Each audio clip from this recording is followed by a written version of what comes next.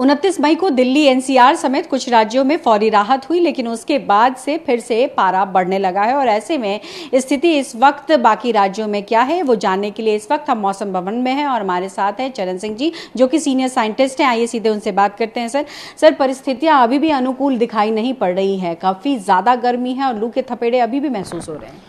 देखिए, जैसे आपने 29 तारीख का जिक्र किया, तो 29 तारीख को मैक्सिमम तापमान दिल्ली एनसीआर में रिपोर्ट किए गए, जो काफ़ी इस सीज़न के हाईएस्ट थे। परंतु जब मैक्सिमम ताप आए 2:30 से 3 बजे का आसपास, उसके बाद ही तुरंत थंडर स्टॉर्म एक्टिविटी दिल्ली के कुछ भागों में हुई, जिससे तापमान कम हो गए।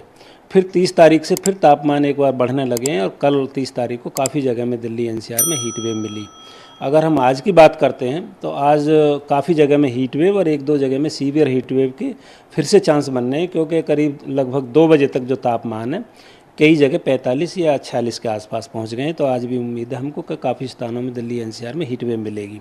जहां तक राहत की बात है तो हमको उम्मीद है कल से इन तापमानों में कमी आएगी और कल यानी कि 1 तारीख को इक्का दुक्का जगह में हीट वेव आने की संभावना है। और उसके बाद ये हीट वेव है एनसीआर दिल्ली से अगले 4 से 5 दिन राहत रहेगी। यानी कि जो राहत की बात कर रहे हैं वो किस वजह से हो रहा है? क्या कोई पश्चिमी विक्षोभ है या जिस तरीके से साइक्लोन भी रहा और दूसरी तरफ से मानसून का ऑनसेट हो चुका है, क्या उसका भी कोई प्रभाव अभी दिखना शुरू होता है क्या? हाँ, देखिए, जो हम आज भी उम्मीद कर रहे हैं कि आज शाम को तेज़ हवाओं के झोंकों के साथ में थोड़ा क्लाउड डेवलप हो सकता है।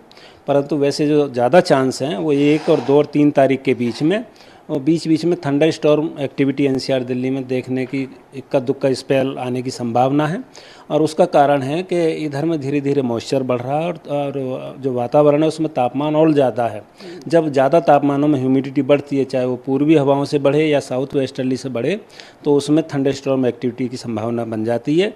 तो इसी के कारण 1 तारीख से 3 के बीच में, यानी कि 3 दिन बीच बीच में रुक रुक के थंडर स्टॉर्म एक्टिविटी के चांस हैं, जिससे हीट वेव से पूरी तरह से 1 तारीख से राहत मिलने की उम्मीद बन जाएगी। पर 1 तारीख को हो सकता है कि 1-2 जगह में हीट वेव आ जाए और उसके बाद थंडर स्टॉर्म एक्टिविटी हो। हालांकि 2 और 3 को हीट वेव की संभावना ना के बराबर है। और ये सिर्फ दिल्ली एनसीआर के लिए है कि बाकी राज्यों में, जैसे उत्तर प्रदेश में भी काफ़ी गर्मी पड़ रही है, बिहार में भी काफ़ी गर्मी पड़ रही है, इन सब राज्यों में?